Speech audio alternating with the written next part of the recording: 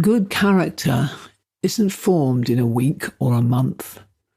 It is formed little by little, day by day. As the Greek philosopher Heraclitus.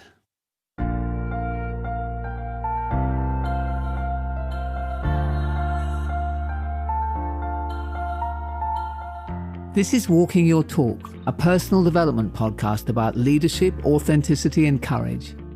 I'm Carolyn Taylor, and I've spent my life working with leaders in organizations on how to change their culture.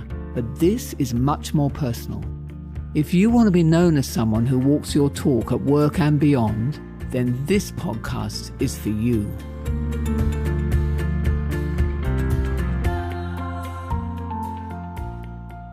In this episode, I want to start the process of exploring what it takes to reshape the culture of the groups, the teams, the organizations that you may be a part of, and to do that deliberately and permanently as a result of the shared experience we're all going through at the moment with the COVID crisis. So I'd like to start by remembering what creates culture and how it gets built. And going back to the definition, which if you're a regular listener to this podcast, you will be familiar with, that I like to use, which is that it is the patterns of behaviour that are encouraged or discouraged or tolerated by people and systems over time. Now, obviously, the isolation, the lockdown, the social distancing, the fear we've all been through has forced some new patterns of behaviour on all of us. And the crisis itself has forced the need for faster decision-making, for more purposeful, focused consideration of things. My colleagues and I have been noticing that there are some new patterns of behaviour that have been emerging of their own accord, and I'm curious to whether you've been finding the same thing. There are 4 patterns in particular that we've been noticing that we think has got real potential going forward. One of them is that it feels as if we've been through or are living through a democratization of work, of meetings, that everyone somehow seems more equal. Because in the end, we're just a bunch of people sitting around in our living room now, in our kitchens, in our bedrooms, talking with each other. And a lot of the status has gone. And with that, I think the hierarchy has gone. That somehow you feel just like me and I feel just like you. And the balance of conversation has become better. It feels more equally distributed. I think listening has become better. People are speaking up more. It's a more balanced distribution. Second thing that I've noticed, you may have noticed as well, is that every meeting is more purposeful. The purpose of it is clearer defined at the beginning. There's a precision about time now, beginning and ending of meetings. We seem to be attending fewer meetings where no decisions are being made, and there's more of a drive towards getting an outcome because everybody is on a kind of a relentless drive towards the next meeting. The third one that I've noticed is that it seems like there's more tolerance and more empathy for the personal circumstances that anyone's under. A little bit less concerned about looking good. I'm at home, you're at home, you see a bit more of my personal circumstances, and maybe you'll see my kids or my pets, or at least hear them, and I'll do the same for yours. So something of my guard has dropped and your guard has dropped. And the fourth one that I've noticed is that there's a singularity of purpose and focus. I for sure am not multitasking as much as I was.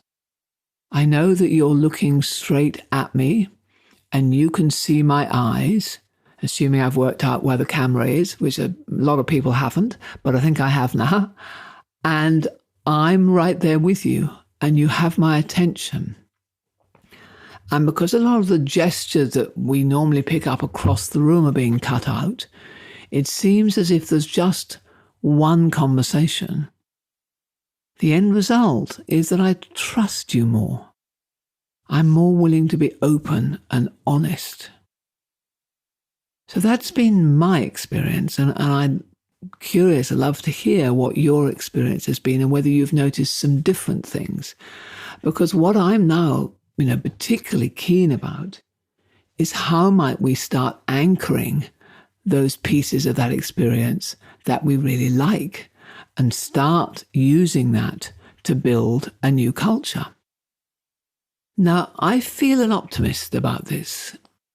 Sometimes people ask me, well, are they just the result of the circumstances that we're all in? And are we going to just slip back into old habits when we get back into the work environment, if that work environment ends up being eventually similar to how it was before? Now, I think we can anchor them in, and there's a couple of reasons that give me this optimism. I think one of the things that the jolt of COVID has done is it's disentangled that intense interpersonal codependent habits that we have with each other, with our work colleagues, that had definitely become habitual and which now that we're all isolated, feel that they've been broken and are reforming. So that I think that the manner in which an individual becomes influenced by the culture is changing. Because when I go to the office, when everybody is in the office, I feel that my identity is really strongly tied up with physically being in that office and the brand of the organization and that whole community. But because we've now all working in different places, that some of that anchoring feels different. The social distancing, having fewer people around us, somehow my center of gravity has changed.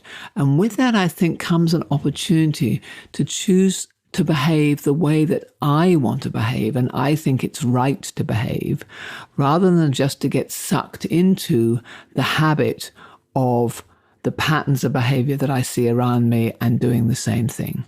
So I think if we want to start using this as an opportunity to build better workplaces, more productive cultures that produce better outcomes, both for us as individuals, for our teams, and ultimately for our organization, it has to start with me, with you, with each of us as individuals. And how do you intend to behave to build a new abnormal culture in this new abnormal world?